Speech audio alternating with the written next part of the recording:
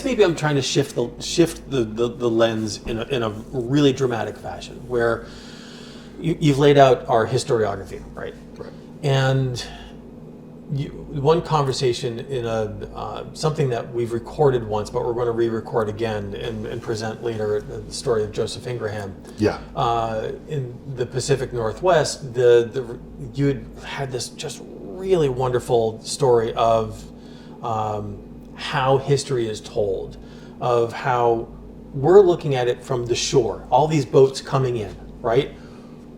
What about being that person on the boat coming from going from this place to this place to this place? So there's a wonderful historian up at UMaine named Hornsby, who wrote a book a few years ago called British Atlantic American Frontier. And in that phrase, I think he captures beautifully a different perspective about North America that would emerge through the American Revolution.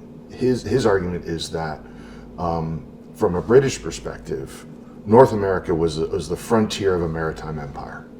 So basically, our boats get us to the shore and we go a little bit further inland, and that's as far as we want to go. Over the course of the 18th century, you see developing on North American shores a desire to put the Atlantic behind to some degree, amongst some people, to put their backs to the Atlantic and look west across the continent. It was never either completely one or the other. There was always a mixture.